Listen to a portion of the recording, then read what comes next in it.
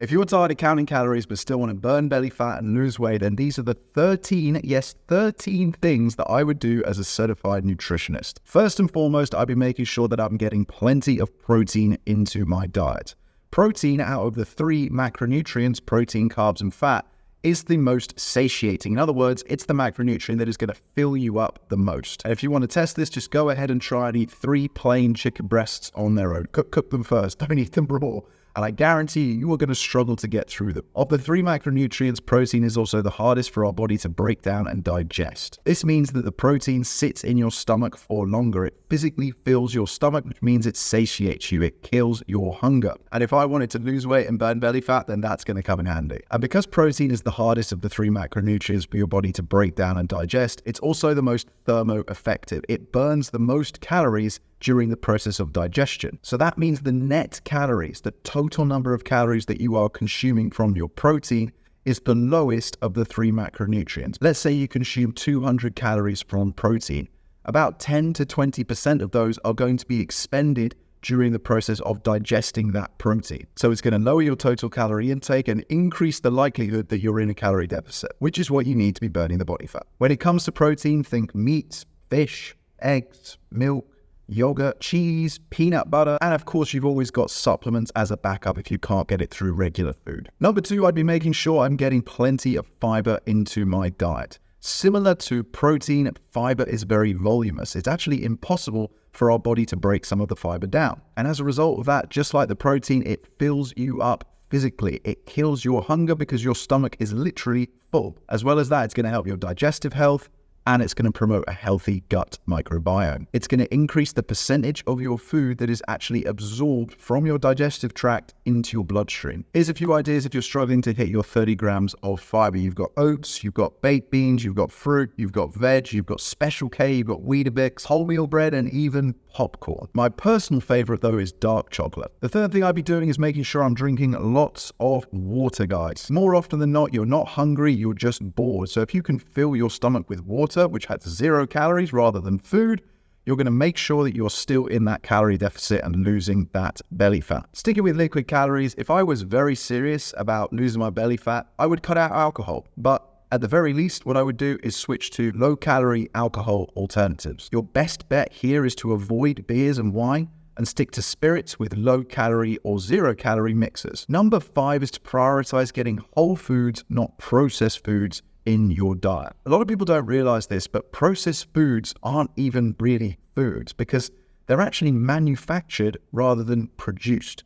So if you're eating a diet that is over 50% processed food, you're not even eating food, which is kind of scary, kind of alarming, but hopefully a wake-up call if you're eating a lot of processed food. Whole food overall is just going to be so much better for you. One of the main benefits is the positive effect that it can have on your gut health and your gut microbiome. I've already talked about the absorption rate improving if you're eating lots of protein and fiber, but if you're eating whole foods, you'll also find this helps too. And the reason that the absorption rate of nutrients is so important is because if you have poor gut health, you're pooing out a lot of the food that you're eating. So your body is going to continuously be hungry. Whereas if you have a healthy gut and you're absorbing the vast majority of the nutrients from the food that you're eating, your body's going to be happy. It's going to be satiated. Number 6 is to reach for the low-calorie alternatives. So when you go to the supermarket, you've got 2 products that are pretty much identical, except one of them is half the number of calories than the other, and they'll call it the light version or something like that. What I would do is always check the labels to make sure that they're not just substituting one macronutrient for another, because that's a common trick that these big food companies will use to swindle their customers, making them think they're eating a lower calorie alternative when really they're switching the fat for carbohydrates. But pick the 2 up, spin them around, look at the calorie difference, and if there is one that is significantly lower calories, go for that. More often than not, they're going to taste pretty much the same, but you're going to save yourself a lot of calories, and again, you're going to increase the likelihood that you're in that calorie deficit, and that is what is most important here. And then number 7, the last one when it comes to your food, is to just use common sense, guys. We know deep down what's bad for us and what's good for us. So what I always say to my clients if they're not tracking their calories is to eat 80% for function and 20% for fun. Remember, food is your fuel, but we also want to be enjoying our food, because the more we enjoy our food, the more likely we are to stick to our diet. And then outside of your food and your diet, there's still plenty of other things that you can do if you don't want to track calories, but you still want to burn belly fat and lose weight. So number 8 is to really dial in your sleep. I cannot stress how important this is. And the reason for that is that sleep is when your body, your brain, and your endocrine system, your hormonal system, is resetting. It's when it's bringing all the hormones back into balance, not just your sex hormones, your testosterone and your estrogen, but all sorts of other things. Your cortisol, which is your stress hormone, and your hunger hormones, your leptin and your ghrelin. Leptin is the hormone that's responsible for telling your brain and your body how full you feel. You want your leptin to be nice and high. Whereas the hormone ghrelin, which counteracts leptin, tells your body how hungry you feel. You want your ghrelin to be nice and low. If you wake up and you've had a terrible night's sleep, your ghrelin is going to be super high and your leptin is going to be super low. Even if you have all the motivation and all the willpower in the world, this is going to make it so much harder for you to stick to, for you to adhere to your diet and to your calorie deficit. So dialing in and prioritizing your sleep is just going to make this whole process so much easier for you. You're going to wake up feeling healthy, feeling happy, feeling positive, and feeling on your mission. You're not going to want to reach for the high-fat and hyper-palatable sugary snacks. You're actually going to want to eat whole food, good food, high in protein, high in fiber. Number 9 is getting in plenty of steps. When most of my clients start working with me, the thing that they're most excited about is their exercise program. And I can understand why. They think that's going to be the biggest needle mover. But the reality is when it comes to fat loss, when it comes to losing belly fat, exercise only contributes about 10 or 20%. The other 80% is what you do outside of the gym, outside of your exercise. And one of the biggest things that I like to help my clients do is to build a series of healthy habits, daily activities, non-negotiables that they can do, which are going to help make their whole fat loss journey a heck of a lot easier. And I'd say the healthiest of all those habits is making sure you're getting plenty of steps in. If you can commit to walking 45 to 60 minutes per day, you're going to burn an extra 400 to 500 calories, depending on your physiology and how fast you are walking. But that's a heck of a lot easier than trying to commit to running 3 or 4 times a week. There's a lot less likelihood you're going to get injured, and most importantly, there's a lot less likelihood that you're going to want to give up. Walking is a fantastic activity that you can multitask on. You can take calls, you can walk the dog, you can take your kids out, you can listen to some music or a podcast or even an audiobook. A lot of my clients even do walking meetings now. They've ditched the Zoom calls and they've switched back to the old school phone call. But the best part about getting your steps in is that it gives you the opportunity to go outside, to change your environment, to change your perspective, to get some sunlight, to get some daylight, to breathe some fresh air. And what walking also does is it activates a part of your nervous system called your parasympathetic nervous system. And this is linked to rest, relaxation, restoration, and recovery. In other words, walking has been scientifically proven to help you to relax, to reduce your cortisol levels, your stress hormone. So if you're not already, I strongly encourage you to find the time to walk 45 to 60 minutes a day. And I know I've just said that exercise only contributes 10 to 20% of all this, but it is still important, and particularly resistance training. If you're serious about losing weight, burning belly fat, and probably most importantly, building the type of body that you actually want, then resistance training is going to really help you out. A lot of people think that they have to work out 5 or 6 days a week for 2 hours at a time, but it couldn't be further from the truth. If you can commit to 3 45-minute full body workouts per week, that's going to be more than enough. Just to put that into context, that's less than 3 hours of your week. And given that there's 168 hours in your week, that means that you'd be spending less than 2% of your time in the gym. So when I put it like that, hopefully you realize that this is very achievable. I've done whole other videos breaking down exactly how I would structure your workouts to make them the most effective that they possibly can to help you burn the belly fat. But the one thing I will say is to prioritize compound movements. Compound movements are multi-joint, multi-muscle exercises that tend to use the biggest muscles in your body.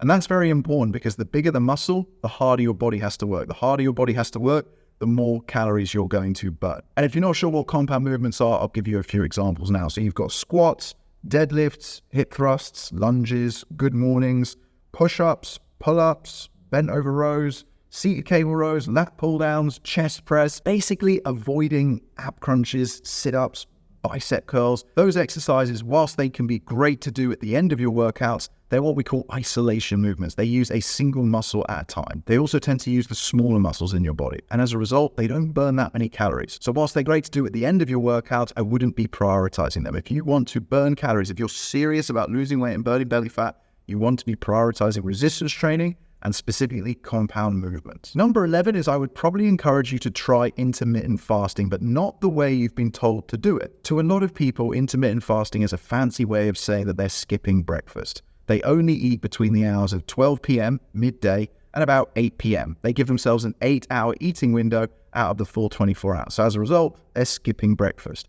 The reality is they're not skipping breakfast, because technically breakfast is where you're breaking your fast. It is the first meal of the day. Whether you have it at 8 a.m. or midday, it doesn't really matter. But I actually think if you're going to do intermittent fasting, that's the wrong way to do it. The best thing that you can do is to actually break your fast first thing in the morning when you wake up, and then to end it at about 4 or 5 p.m. The reason being is because if you're eating late into the evening at 8, 9, even 10 p.m., which is what some people do, you're going to negatively affect the quality of your sleep. Sure, you might still get to sleep, but digestion is a metabolic process. And what that means is it raises your heart rate. It goes against what the very nature of sleep is. Sleep is where our body is restoring and recovering. And to do that, we need to bring our heart rate down. So we want to promote high quality sleep. And to do that, we don't want any metabolic processes to be happening. And digesting your food, depending on what you've eaten, can take a few hours. So if you are going to do intermittent fasting, I would go against the common narrative of eating between midday and 8 p.m.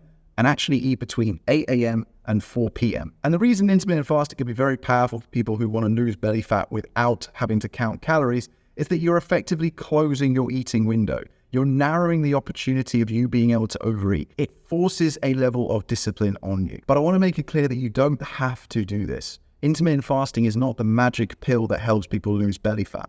What it does do is it helps people to adhere to a calorie deficit without necessarily counting their calories. Number 12 is cleaning up your environment. Think about it this way. If your friend came to you and said that they were an alcoholic, what's the first thing that you would get them to do? You get them to pour all the booze that they've got in their house down the sink. Well, it's the same with you. If you've decided that you want to lose weight and burn body fat, then we need to get rid of all the bad food from your house. All the hyperpalatable, high sugar, high fat snacks, all the alcohol, all the other stuff that you find that you're craving. Because I guarantee you, if we throw it away, if we clean up your environment, if we put an obstacle, some friction in between you and that sugary snack that you love and you crave, it's going to make it much easier for you to resist having it, because now you actually have to get up and go to the supermarket to get it rather than just walk to the fridge. So this is a very simple, straightforward, easy step that absolutely everybody can take straight after this video. Go through all the cupboards, go through your fridge, go through your freezer, and throw away anything that is not going to help you to lose weight and burn body fat. Last but not least, number 13 is to make a plan. Make a realistic, sustainable action plan of what you are going to do. Think about why you're actually doing this. What's the intrinsic motivator and driver for you to lose the weight and burn the body fat? And I don't want this to be because you want to get abs for the lads' holiday in Ibiza. I want this to be something deeper. If you've got kids, there's your intrinsic driver. You should want to be the example to your children. You want to be healthy, you want to be happy, you want to be full of energy, because these kids absorb everything that they see us do. And that includes our habits, our actions, our behaviors, and what we're eating. But yeah, if you come up with a strong intrinsic motivator and driver, I guarantee you on the days when you're not motivated, when there's no willpower, when you don't want to do it, it's going to make it so much easier for you to stick to all of this stuff, because those days will come. Watching this video, hopefully you're fired up, you're ready to go, you're motivated, you want to do it, you want to start. But I guarantee you in a week's time, you might not be there. Something might have gone wrong. You might have had a hard day. You might have had a fight with your partner. Your boss might have pissed you off. But you still need to stay the course. You still need to be consistent. And if you've got a strong intrinsic motivator and driver, I promise you, all of this is going to be so much easier. I'd recommend that you set yourself up to try to lose about 1 pound of body fat per week. You can do that by eating 250 calories less and moving 250 calories more. Just doing that, which is probably one snack, and moving 250 calories more, just a 45-minute walk, resistance training, lifting weights 3 times a week, less than 2% of your week, it's going to help you lose 1 pound per week. So make a plan, make it realistic, make it sustainable, and really sit down and think about what your intrinsic motivator and driver is for doing all of this. Saying all of that, guys, giving you those 13 things that I would do if I wanted to lose weight and burn belly fat without counting calories. I would still encourage you to try counting calories. A lot of people go into counting calories thinking it's a life sentence, but it's really not. You are not going to have to do this for very long. If you stick to it and do it diligently and consistently for 8 weeks, you are never going to have to do it again, because you will find out 2 things. First and foremost, you'll find out that you are a creature of habit, and you probably eat the same 5 to 10 things in any given week. Secondly, you'll find out that you will build a much better awareness of how many calories are in any given meal. You'll be able to eyeball food and calculate how many calories are in it and what the macronutrient split is, how much protein, how much carbs, and how much fat is on your plate. And that's a powerful skill. Calorie counting helps you to build a level of awareness that most people will never have. But like I say, if you do it for 8 weeks, which is a tiny fraction of your life, you'll never have to do it again. So that's the video, guys. I really hope it was useful and insightful. If it was, please don't forget to smash the thumbs up button and subscribe to the channel so that you don't miss the next video. And if you'd like my help burning your stubborn belly fat permanently, then click the link in the description of this video and answer the 3 simple questions that'll tell you if you're a good fit for my online coaching program. Until the next video, bye.